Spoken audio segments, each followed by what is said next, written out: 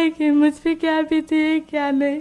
एक साधारण सी लड़की जो कभी भीड़ में गुम होकर रुद्राक्ष की मालाएं बेचती थी, अचानक पूरे देश की नजरों का केंद्र बन जाती है। महाकुंभ 2025 की भीड़ से निकली ये कहानी सिर्फ वायरल फेम की नहीं बल्कि एक ऐसे फैसले की है जिसने पूरे देश को दो हिस्सों में बांट दिया।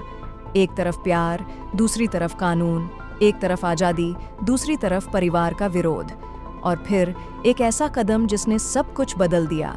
केरल के एक छोटे से मंदिर में बिना किसी बड़े शोर शराबे के अचानक हुई एक शादी, लेकिन जैसे ही इसकी खबर बाहर आई, सोशल मीडिया से लेकर न्यूज़ चैनलों तक हर जगह सिर्फ एक ही नाम गूंजने लगा, मोनालिसा भोसले और फरमान खान। लेकिन कहानी यहीं खत्म नहीं होती। शादी के कुछ ही घंटों बाद उम्र पर सवाल उठने लगे। परिवार ने इसे नाबालिग बताया, कानूनी एजेंसियां हरकत में आ गईं और मामला पहुंच गया पुलिस, आयोग और अदालत तक। क्या ये सच में प्यार था या किसी साजिश का हिस्सा? क्या दस्तावेज सही थे या उनके पीछे छिपा है कोई बड़ा राज? और सबसे बड़ा सवाल, क्या ये शादी वैध है या कानून की नज़र में एक अपराध? आज की इस वीडियो में हम खोलेंगे इस पूरे मामले की परत दर परत सच्चाई, जहां हर मोड़ पर आपको मिलेगा एक नया ट्विस्ट, एक नया सवाल। तो बने रहिए अंत तक, क्योंकि इस कहानी का सच जितना दिख रहा है उससे कहीं ज्यादा गहरा है। 11 मार्च 2026 को केरल के तिरुवनंतपुरम जिले में पूवर के निकट अरुमानूर श्री नयनार देवा मंदिर में महाकुंभ 2025 की वायरल हुई लड़की मोनालिसा भोसले ने अभिनेता और मॉडल फरमान खान के साथ हिंदू रीति रिवाजों से शादी की थी। इस शादी ने पूरे देश में हलचल मचा दी, क्योंकि दोनों के बीच अंतरधार्मिक विवाह था और परिवार की ओर से विरोध भी जताया गया था। शादी के कुछ ही घंटे पहले कपल ने ठम्पानूर पुलिस स्टेशन में पहुंचकर सुरक्षा मांगी थी, जिसके बाद पुलिस ने दोनों को बालिग मानकर आगे बढ़ने की अनुमति दे दी। मोनालिसा भोसले मूल रूप से मध्य प्रदेश के खरगोन जिले के महेश्वर की रहने वाली हैं, जहां वे एक साधारण परिवार से ताल्लुक रखती हैं। साल 2025 के प्रयागराज महाकुंभ में रुद्राक्ष की मालाएं और गहने बेचते हुए उनकी एक वीडियो सोशल मीडिया पर वायरल हो गई थी। उनकी अनोखी आंखों और सहज मुस्कान ने लाखों लोगों का ध्यान खींचा और रातों रात वे चर्चा का विषय बन गईं। महाकुंभ के दौरान ही उनकी मुलाकात फरमान खान से हुई, जो एक अभिनेता और मॉडल हैं और महाराष्ट्र से ताल्लुक रखते हैं। दोनों के बीच दोस्ती धीरे धीरे रिश्ते में बदल गई और करीब 6 महीने की जान पहचान के बाद उन्होंने शादी का फैसला किया। परिवार की ओर से विरोध के बावजूद मोनालिसा और फरमान ने केरल को अपनी शादी का स्थान चुना, क्योंकि उन्हें वहां का माहौल पसंद आया था। शादी वाले दिन सुबह दोनों ठम्पानूर पुलिस स्टेशन पहुंचे, जहां उन्होंने बताया कि मोनालिसा के पिता जय सिंह भोसले उनका रिश्ता किसी और से तय करना चाहते थे और इस वजह से दबाव बना रहे थे। पुलिस ने दोनों के दस्तावेजों की जांच की और प्रारंभिक तौर पर उन्हें बालिग पाया। इसके बाद उन्होंने अरुमानूर मंदिर में साधारण हिंदू रस्मों से विवाह किया। मोनालिसा लाल साड़ी में दुल्हन बनी, जबकि फरमान ने पारंपरिक वेशभूषा पहनी थी। शादी के बाद दोनों ने मीडिया से बातचीत की और स्पष्ट कहा कि यह फैसला पूरी तरह उनकी सहमति से लिया गया है। मोनालिसा ने कहा कि वे सभी धर्मों का सम्मान करती हैं और यह कोई जबरदस्ती या किसी खास मकसद वाला रिश्ता नहीं है। फरमान ने भी उनके जन्म प्रमाण पत्र और आधार कार्ड दिखाकर दावा किया कि मोनालिसा की जन्म तिथि 1 जनवरी 2008 है, जिसके आधार पर वे शादी के समय 18 साल से ऊपर थीं।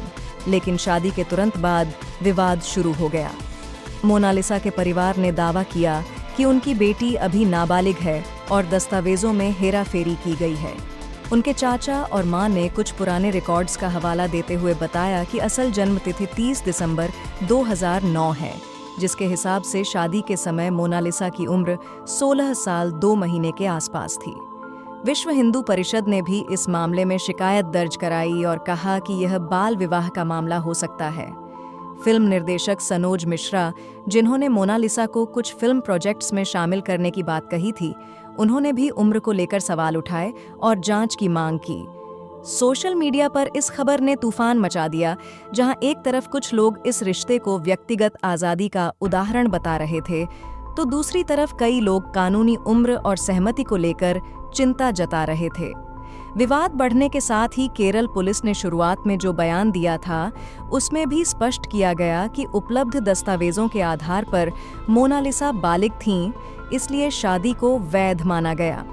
लेकिन मध्य प्रदेश में महेश्वर थाने में परिवार की शिकायत पर जांच शुरू हुई।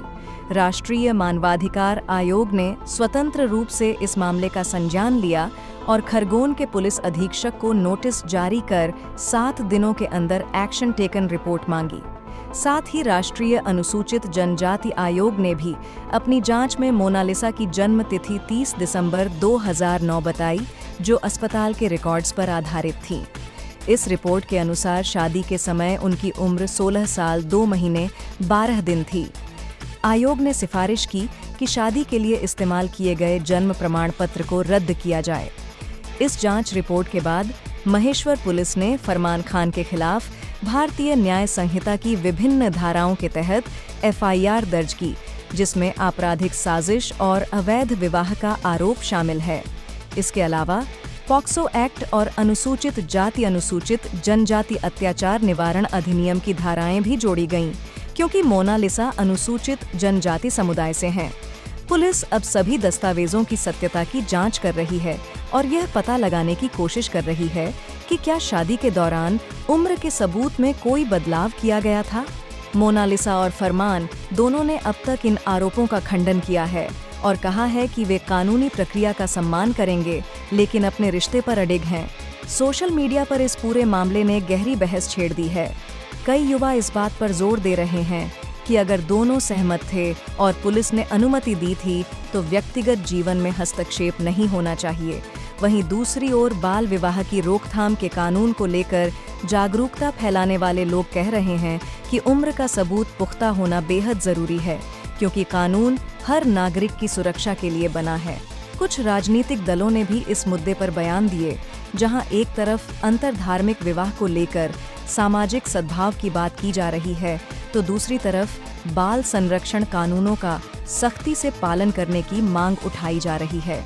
अब जब हम इस पूरे घटनाक्रम को देखते हैं तो साफ होता है कि महाकुंभ जैसी बड़ी घटना में वायरल होने के बाद मोनालिसा का जीवन अचानक बदल गया। एक साधारण लड़की जो मालाएं बेचकर गुजर बसर करती थी, अचानक चर्चा का केंद्र बन गई। फरमान से उनकी मुलाकात फिल्म शूटिंग के दौरान हुई थी और धीरे धीरे दोनों करीब आए। परिवार का विरोध उनके रिश्ते की राह में सबसे बड़ी बाधा बना, लेकिन उन्होंने केरल जाकर शादी का फैसला लिया। शादी के बाद प्रेस कॉन्फ्रेंस में मोनालिसा ने स्पष्ट शब्दों में कहा कि यह लव जिहाद नहीं, बल्कि उनका अपना फैसला है और वे सभी धर्मों को बराबर मानती हैं। फरमान ने भी दस्तावेज दिखाकर उम्र का दावा किया, लेकिन अब जांच एजेंसियां अस्पताल रिकॉर्ड्स और अन्य प्रमाणों के आधार पर असली तथ्यों को सामने ला रही हैं। राष्ट्रीय मानवाधिकार आयोग और अनुसूचित जनजाति आयोग की रिपोर्ट्स में जो तथ्य सामने आए हैं, वे इस बात की ओर इशारा करते हैं कि उम्र निर्धारण की प्रक्रिया में कई बार दस्तावेजी विसंगतियां हो सकती हैं। बाल विवाह निषेध अधिनियम और पॉक्सो कानून दोनों ही नाबालिगों की सुरक्षा के लिए बनाए गए हैं और इनका पालन सुनिश्चित करना समाज की जिम्मेदारी है। इस मामले में अब पुलिस दोनों राज्यों में समन्वय के साथ जांच कर रही है और जल्द ही अदालत के सामने सबूत पेश किए जाएंगे। अगर उम्र नाबालिग साबित होती है तो शादी को रद्द किए जाने की प्रक्रिया शुरू हो सकती है और संबंधित लोगों पर कानूनी कार्रवाई भी हो सकती है। बीच में एक बार फिर कहना चाहूँगा कि अगर यह खबर आपको इन्फॉर्मेटिव लग रही है तो वीडियो को लाइक करें और कमेंट्स में बताएं कि आपकी नज़र में इस तरह के मामलों में परिवार की भूमिका क्या होनी चाहिए। इस पूरे विवाद ने एक बार फिर से याद दिलाया है कि वायरल प्रसिद्धि कितनी जल्दी जीवन को बदल सकती है, लेकिन उसके साथ कानूनी और सामाजिक जिम्मेदारियां भी आती हैं। मोनालिसा और फरमान का मामला अभी जांच के अधीन है और अंतिम फैसला अदालत और जांच एजेंसियों के हाथ में है। उम्मीद है कि सच्चाई सामने आएगी और कानून के अनुसार न्याय होगा, जिससे न सिर्फ इस कपल का भविष्य बल्कि समाज में युवाओं की सुरक्षा और निर्णय लेने की आज़ादी का सही संतुलन भी सुनिश्चित हो सके। ऐसी घटनाएं हमें सोचने पर मजबूर करती हैं कि व्यक्तिगत खुशी और कानूनी प्रावधानों के बीच हम कैसे एक सुरक्षित रास्ता चुन सकते हैं।